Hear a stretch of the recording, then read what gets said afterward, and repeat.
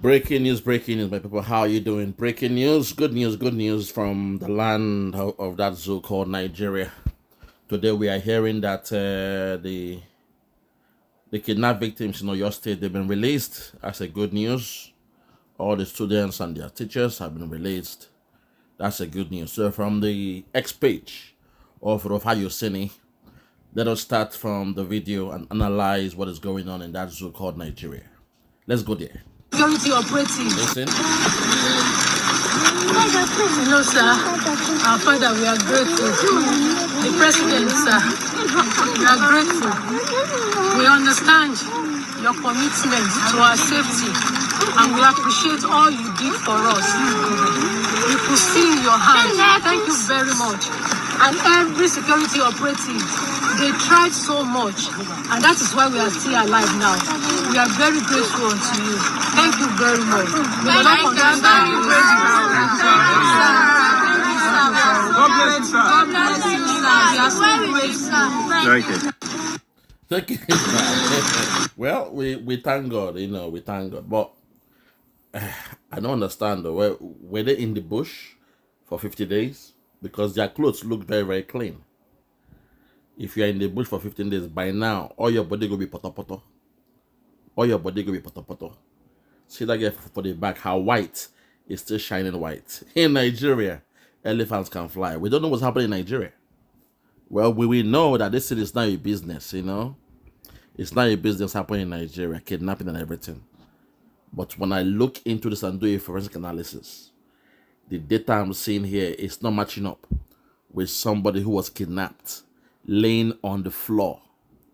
You were laying on the floor for 50 days, and your cloth is still white. See that girl for the back, that student, her uniform is still shining white. For 50 days in the bush, you were going through grass, going through poto, mud, everything. Watch again. Let's watch again. Hello, sir. Our father, we are grateful. The president, sir, we are grateful. We understand your commitment to our safety. This one again, their hijab is looking very, very clean. Their hijab is looking very, very clean. Commitment to our safety. Boom. The two girls with their hijab is looking very, very clean for my liking. 50 days in the bush and your hijab is still white. But this is not a day to analyze what really went down, because Nigeria is a criminal scene, In Nigeria, elephants can fly. 50 days in the bush and your hijab is still clean. This is the kind of things that we used to catch them. Nigerian, their politicians, they are not smart enough. Their IQ is very, very low. They are not smart. They don't have eyes and foresight. If they were really kidnapped for 50 days and the hijab is still white and clean, I don't get it. Or were they kept somewhere in a house and they were being fed? But the story was they were laying in the bush. They were sleeping in the bush. It makes no sense. The hijab is too clean. They are looking clean. Their body is clean for 50 days, not showering, not using the toilet. It doesn't make sense. It doesn't make sense. Let's continue. And we appreciate all you did for us. We could see in your hands. Thank you very much. They're arguing, they're fighting. Kids don't know how to pretend. Kids don't know how to pretend. They are there, they are fighting, they're playing. No trauma on their face. What's really happening in Nigeria? What is really going on in Nigeria? What is really going on in Nigeria? See those kids. There is no trauma. 50 days sleeping in the bush without no training skills, no camping skills. And you're looking so fresh, so clean. Your body is so clean. What is happening? Your skin is so clean. What is happening in that zoo called Nigeria? In Nigeria, elephants can fly. But we thank God, Let us take it that, yes, they are free now. They were kidnapped, they were free. Let's take it that way. Keep watching. To see in your hands. Thank you very much. And every security operative, they tried so much, and that is why we are still. That small boy here, when we are green like a camouflage, he was even being smacked for making noise. You were kidnapped for 50 days, and you are smacking a small boy that he's making noise. Hey, Nigeria. Hey, Nigeria. Watch again. Watch the small boy. security operative, they tried so much, and that is why we are still alive now. We are very grateful unto you. Thank you very much. May the Lord continue to and every security operative for us. Watch him now. To see in your hands. Thank you very much. And every again. Watch that to small see in boy. your hands. Thank you very much. And every security for Watch us. that small boy. You could see in your hands. Thank you very much. And every A small boy. They are spanking a small boy who is just come out from a kidnapping or deal. 50 days in the bush. Nigeria. See, those kids are clean. Their skin looks clean. You know, when you do a forensic analysis of the data, the footage we're seeing here, you begin to wonder what the hell is really going on. You understand? You begin to wonder what is going on in Nigeria. Eh? What is really going on in Nigeria? That's my problem when old men are in power. This is the problem I have when old men are in power, because they don't have their IQ don't they low. You all know how things were when your granddad is in power or something is in the house. You know, you can bring in friends to come and drink, wine and dine. Your granddad will not even know what's going on. He won't even know, you know. You can do what you want to do. You can steal his money. Old man will not know. So, except Tinubu is foolish and stupid, he cannot even see what's going on, you know.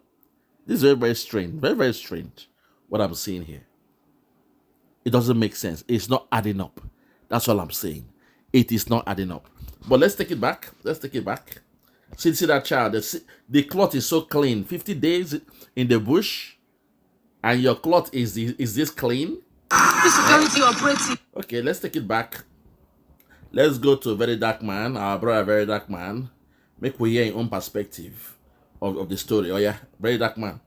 Over to you. People went through hell. Listen. Alright, so I am pleased and happy to announce to Nigerians that the school children that was kidnapped in Oyo State alongside their teachers have been finally released. After spending over 55 days in the custody of kidnappers, they have been released and they are now free. They have been released to their to the government, so very soon they will release them to their family. Now I want to make an appeal to the federal government. You need to really invest a lot in rehabilitating those children. Because those children have been in the bush for over 55 days without their father, without their mother. Those children watch them on. Very Dark Man, are you sure? Are you sure they've been in the bush? Because the way I'm looking at them, they look very, very fresh. Oh. They look very, very fresh. Are you sure they've been in the bush? Eh? Are you sure? Very Dark Man. You know, this looks like the Truman Show. Sometimes when I'm watching you, I'm wondering what's really going on here. You are talking, you are doing your protest, and it's fine. But when show what I want to do in your protest now, wahala. I keep wondering what is going on here. Well, are we watching the Truman Show? Eh? What's really going on here? Okay, let's also hear him again. Listen. Kidnappers, they have been released and they are now free. They have been released to their to the government, so very soon they will release them to their family. Now I want to make an appeal to the federal government. You need to really invest a lot in rehabilitating those children. Because those children have been in the bush for over 55 days without their father, without their mother. Those children watch them on like their principal. Those people went through hell. You need to invest a lot in rehabilitating them because of the trauma that those children would have been put through. Even their teachers and every other person that was kidnapped on that very day. It is really important that this is done. Congratulations to the family. I wouldn't be saying congratulations, but unfortunately, this is the country that we found ourselves in when the people that have been placed in power are using the lives of ordinary citizens to play their politics. One would ask, I always say, the terrorists are the government, the terrorists are the presidents, the governors, the ministers, everybody, every one of them.